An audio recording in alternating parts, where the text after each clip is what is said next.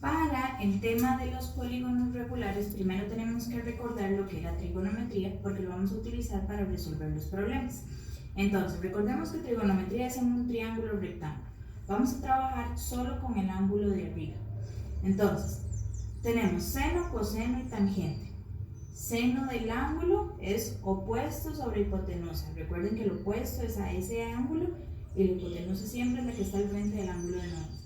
Coseno sería adyacente sobre hipotenusa, que el adyacente es el que tengo a la par de él y la hipotenusa va a mantenerse igual. Y tangente del ángulo es el lado opuesto sobre el lado adyacente. Entonces, ya vimos lo que son los polígonos regulares. Hay fórmulas que hay que aprenderse y eso sí tiene que ser pues aprendido anteriormente. Vamos a ver este ejemplo. Dice, si la medida del lado de un pentágono regular es de 6 centímetros, determine la medida de la apotema, el perímetro, el radio y el área. Entonces, bueno, primero nos están diciendo que es un pentágono regular. Si dice regular es porque todos sus lados miden igual.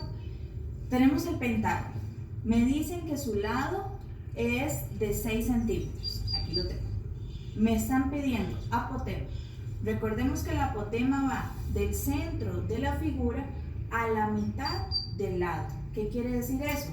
Que si todo mide 6, cada uno de ellos va a medir 3 porque me lo parte a la mitad. Y lo más importante, cuando ella cae sobre el lado, siempre va a formar un ángulo de 90.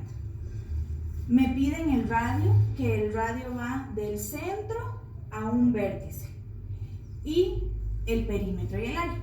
Entonces, apotema es una de las cosas que nos están pidiendo. Radio. El perímetro es el número de lados por la medida del lado. Y el área es el perímetro por la apotema dividido entre 2. Vean que necesitamos primero averiguar la apotema. Entonces, ¿qué vamos a hacer? Trabajando con lo que era trigonometría. Vean que aquí adentro se me forma un triángulo rectángulo y este es el ángulo que yo voy a utilizar. Aquí voy a sacar ese triángulo. Entonces, este es el ángulo alfa que estoy buscando. ¿Cómo lo averiguamos? Dentro de las fórmulas que tenemos que manejar está la medida del ángulo central, que eso se calculaba 360 sobre n. N es el número de lados. Como nos dicen que es un pentágono, yo de ahí puedo decir que n es 5. Entonces, si tenemos 360 sobre 5, eso me da 72. Ahora, eso es el ángulo central y el ángulo central va de un radio al otro. Sería todo esto y yo no necesito todo esto. Entonces, como no necesito todo el valor, solo la mitad, voy a dividir ese ángulo entre 2 y de ahí voy a obtener que el ángulo que yo necesito es de 36. Ahora, para sacar la apotema, ya tengo el ángulo de 36 y como la apotema caía partiendo a la mitad la medida del lado, tengo que esta parte mide 3. Aplicando trigonometría, me piden adyacente y tengo opuesto. O sea que vamos a utilizar tangente del ángulo 36 es igual a opuesto sobre adyacente, que en nuestro caso es apotema. Si despejamos la apotema, tenemos que la apotema sería igual a 3 sobre tangente de 36 y eso me da una aproximación de 4,1. Entonces ya tenemos el valor de la apotema, que sería 4,1 centímetros. Ahora, vamos con el radio. Vamos a utilizar también trigonometría. Vean que para el radio también puedo utilizar el mismo ángulo y la misma base. En este caso, para el radio vamos a utilizar seno.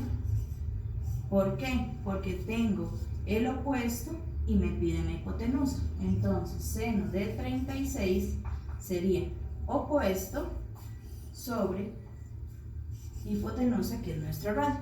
Haciendo el despeje, tenemos que el radio es 3 sobre seno de 36 y eso nos da una aproximación de 5,1. Entonces tenemos que nuestro radio es de 5,1 centímetros. Entonces ya tengo que el apotema es de 4,1 centímetros, el radio es de 5,1 centímetros y que la cantidad de lados son 5. Vamos con el perímetro. El perímetro es n, que ya lo tengo, 5 por L. L es la medida del lado, que ya lo tenemos también, y 5 por 6, 30 centímetros. Ya tengo perímetro. Y lo último que vamos a averiguar es el área. Entonces vamos a sustituir dentro de la fórmula. Sería perímetro, que es 30, por apotema, que es 4,1, dividido entre 2. Y eso nos da un total de 61,5 centímetros cuadrados porque estaríamos trabajando con el área. Ahora, veamos este ejemplo. Dice, en un polígono regular, la medida de cada ángulo central es 30 grados. El perímetro es 72 centímetros. ¿Cuál es la medida de cada lado? Vean que no nos están diciendo nada más. No sabemos qué tipo de polígono es. Pero, como ya hemos dicho anteriormente, siempre que nos den el resultado de una de las fórmulas es porque necesito eso para igualarlo con su fórmula. Entonces, empecemos con el ángulo central. Sabemos que el ángulo central se calcula 360 sobre n, pero ya nos están diciendo que el ángulo central es 30.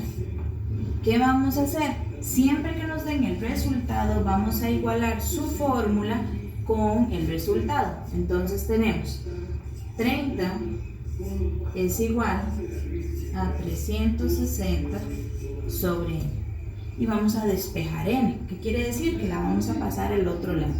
Entonces, n es igual a 360 sobre n. Y esto nos va a dar 12. Entonces, ya nos están diciendo cuántos lados tiene mi polígono. Ahora, vean que lo que nos preguntan es la cantidad que mide el lado. Nos dan otra. Nos dan que el perímetro, recuerden que el perímetro es n por L, donde n es el número de lados, que ya lo tenemos aquí, y tenemos que L es el que nos están pidiendo. Entonces, también nos están dando que el perímetro es 72. ¿Qué vamos a hacer? Igualarlo también con su fórmula.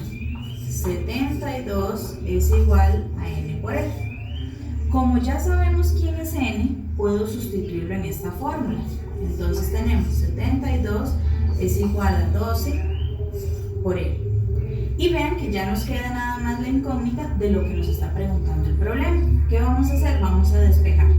12 está multiplicando con AL, entonces lo pasamos a dividir y nos queda que L es 6. Y entonces ya tenemos la respuesta a nuestro problema.